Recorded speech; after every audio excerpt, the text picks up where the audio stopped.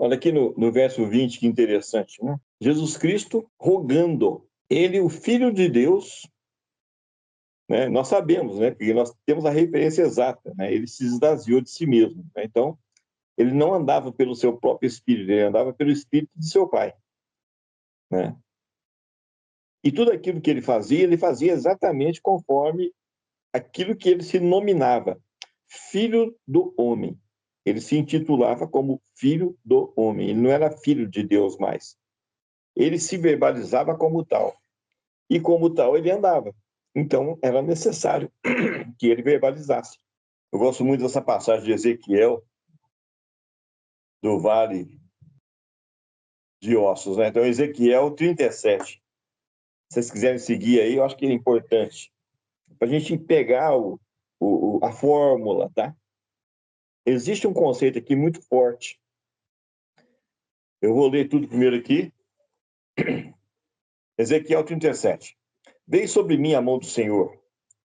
Ele me levou pelo Espírito do Senhor e me deixou no meio de um vale que estava cheio de ossos, e me fez andar ao redor deles. Eram muito numerosos na superfície do vale e estavam sequíssimos.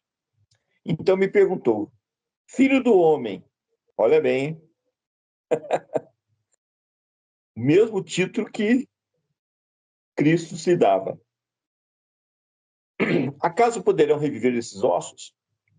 Respondi, Senhor Deus, tu o sabes. Disse-me ele, profetiza a estes ossos e dize-lhes, ossos secos, ouvi a palavra do Senhor. Assim diz o Senhor Deus a estes ossos, eis que farei entrar o Espírito em vós e vivereis. Porei tendões sobre vós, farei crescer carne sobre vós estenderei pele, e porei em vós o Espírito, e vivereis, e sabereis que eu sou o Senhor. Aí, essa foi a ordenança. O Senhor não poderia falar diretamente? Ele fez questão. Olha bem o profeta agora no verso 7. Então, profetizei segundo me fora ordenado. Enquanto eu profetizava, houve um ruído, um barulho de ossos que batiam contra ossos e se ajuntavam, cada osso ao seu osso. Olhei e eis que havia tendões sobre eles, e cresceram as carnes, e se estendeu a pele sobre eles, mas não havia neles o espírito. Olha bem, eu vou ler de novo aqui, antes do verso 7, no verso 4 aqui. O Senhor disse ao profeta Ezequiel, profetiza a esses ossos. Bom, foi na mente que o Senhor falou? Pode ser. Será que o Senhor verbalizou? Pode ser, né? Porque ele escutou, né? Eles estavam conversando, os dois ali. Olha bem, então o Senhor verbalizou perante Ezequiel. E nessa hora, os ossos se mexeram? Não. O próprio Senhor estava falando para Ezequiel, Ezequiel, profetiza a esses ossos, diz-lhes, ossos secos, ouvi a palavra do Senhor. Mas o Senhor não estava falando ali? Os ossos secos não se ajuntaram com a palavra do Senhor, mas era a ordenança para o profeta falar a palavra do Senhor. Mas a palavra do Senhor estava sendo falada pelo próprio Senhor. Vocês conseguem entender o negócio aqui? Não é pelo Senhor que as coisas vão acontecer, mas é pelo Senhor em você que as coisas vão acontecer. Percebe? Essa situação é a importância da verbalização. Esse é o que está acontecendo aqui agora. As coisas só vão se substancializar, não é porque o Senhor está falando para o mundo que vai acontecer. É que o Senhor está falando aos seus profetas, às suas profetisas, que estão verbalizando a palavra do Senhor. Aí o que acontece? Assim diz o Senhor Deus, olha bem, a diretiva divina a esses ossos. Eis que farei entrar o Espírito em vós e vivereis. Porém, tendões sobre vós, farei crescer carne sobre vós estenderei pele, e porém em vós o espírito, e vivereis, e sabereis que eu sou o Senhor. Bom, até aqui foi só o Senhor falando com o profeta. Aí no verso 7, então profetizei segundo me for ordenado. Você tem uma ordenança divina para esse momento. Profetiza segundo a ordenança divina que Deus te deu, tá? Enquanto eu profetizava, um ruído, um barulho de ossos, que batiam ossos contra ossos, e se ajuntavam cada osso ao seu osso. Olhei e eis que havia tendões sobre eles, e cresceram as carnes, ou seja, ele estava verbalizando e a coisa se substancializando, a coisa se estabelecendo, né? E cresceram as carnes, e se estendeu a pele sobre eles, mas não havia neles o espírito. Ou seja, uma etapa estava cumprida. Então, o Senhor disse de novo ao profeta: profetiza ao Espírito, profetiza ao Filho do Homem, e diz-lhe: assim diz o Senhor Deus, vem dos quatro ventos, ó Espírito, e assopra sobre esses mortos para que vivam. Aconteceu alguma coisa? Não. Por que que não aconteceu? Era o próprio Senhor falando, caramba, era o próprio Senhor verbalizando. Por quê? Porque a ordenança tinha que vir através do seu profeta. Aí no verso 10, profetizei conforme ele me ordenou, e o Espírito entrou neles, e viveram, e se puseram em pé um exército sobremodo numeroso. Então me disse, filho do homem, estes ossos são toda a casa de Israel. Eis que dizem, os nossos ossos se secaram e pereceu a nossa esperança. Estamos de todo exterminados. Porquanto profetiza e diz-lhes, assim o Senhor Deus, assim diz o Senhor Deus, eis que abrirei a vossa sepultura e vos farei sair dela, ó povo meu, e vos trarei a terra de Israel. Sabereis que eu sou o Senhor, quando eu abrir a vossa sepultura e vos fizer sair dela, ó povo meu. Porém em vós o meu espírito, e vivereis, e vos estabelecerei na vossa própria terra. Então sabereis que eu, o Senhor, disse isso, e eu fiz, diz o Senhor. Percebe? Então tem aqui de novo, né? Aqui está sendo para a casa de Israel, sim. Agora, nós sabemos também da referência que nós também somos casa de Israel, né? Porque todos os que são guiados pelo Espírito de Cristo Jesus, esses são os verdadeiros filhos, tá certo? Embora tenha o cumprimento natural também, ok? Agora, o cumprimento natural está bem claro lá. Enquanto não se manifestar a plenitude dos gentios, o Espírito não irá se revelar aos judeus. E enquanto o remanescente não se manifestar, o reino não será implantado. O reino visível, tá? Porque o reino invisível já está sendo implantado, né? Dessa forma, eu concordo com o Manel, né? E ele precisa de concordar comigo na outra parte. Porque o reino se substancializará, ele se manifestará vivamente, claramente, sobre todos os povos, sobre todas as nações. Eu não tenho dúvidas disso. Para que isso aconteça, não basta simplesmente Cristo Jesus reinar em mim. Você já é realmente parte do reino de Cristo Jesus, eu não tenho dúvida disso. O reino de Deus não virá com visível aparência, ele está dentro de vós. Mas não fala, ele está dentro de você, Paulo. Fala, ele está dentro de vós, corpo de Cristo multimembrado. Família Emmanuel. Então, nesse contexto, eu não tenho dúvidas. Agora, no contexto geopolítico, no contexto mundial, ainda não.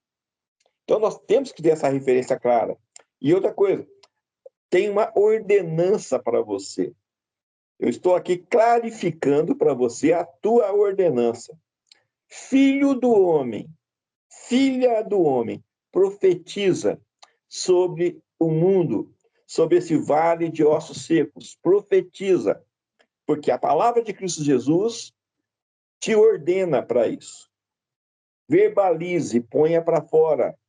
Já foi dado para você toda a autoridade para você exercitar sobre o mundo. Agora, antes de mais nada, põe a mão na sua cabeça e fala: todo o meu ser se submete ao senhorio de Cristo. Todo o meu ser adore ao Senhor.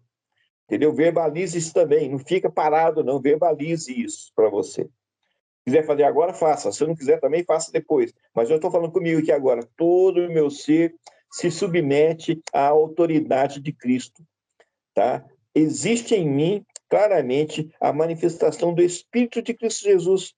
E eu verbalizo pela autoridade de Cristo que habita em mim, que o mundo se submete ao senhorio de Cristo. Tá? Eu não vou travar a minha língua mais. Eu estou destravando a minha língua para a verbalização da plenitude da divindade sobre a face da terra. Tá? Eu estou falando com você para justamente o quê? Te preparar, te dar uma referência clara. Você é a boca de Cristo. Percebe? E se você não tiver consciência disso, tudo que você falar, você vai estar manifestando a autoridade de Cristo, sim, mas também vai estar manifestando a tua natureza. E isso não tem eficácia, porque você está gerando vida e morte, vida e morte, vida e morte. Então você tem que ter uma referência clara. Já não sou mais eu quem vive, é Cristo que vive em mim. Isso você pode falar por fé, mas as tuas atitudes têm que ser coerentes com a tua fala.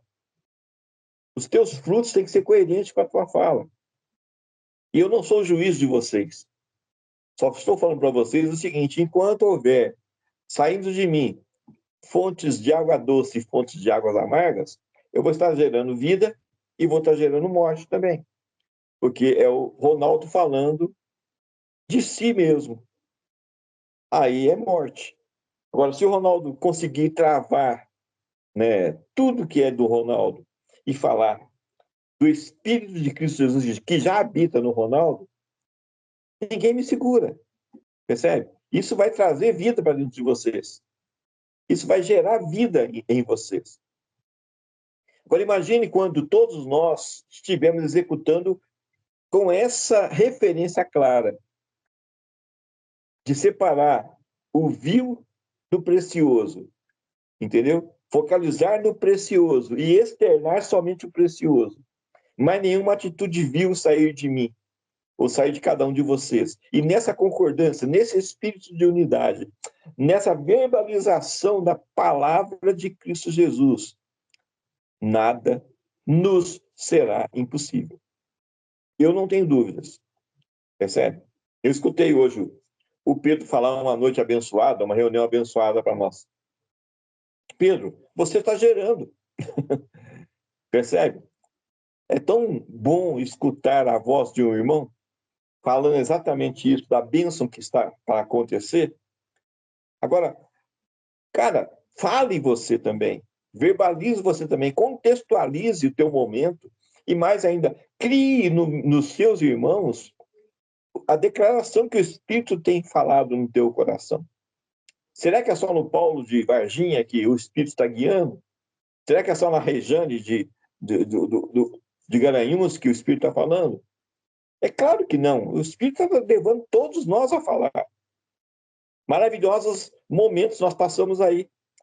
Todos falando, todos manifestando. Eu queria estar aí para poder escutar a Rivanda falar.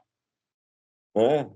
Já que ela falou mais do que todos aí, da família, né, do Pedro, então, caramba, mas está gravado, eu vou escutar, eu faço questão de escutar, porque isso estará gerando em mim a vida de Cristo. Vocês conseguem entender o contexto pelo qual nós estamos fazendo a nossa vida diante de Cristo Jesus? Vocês conseguem perceber o que é que está acontecendo? Nós estamos nos criando. Lembre-se quando, né, Jesus perguntou lá, e vós, quem vocês acham que eu sou? Percebe? Ele tinha necessidade de se afirmar? É claro que não, mas naquele momento ele necessitava de uma palavra para construir-se a si mesmo.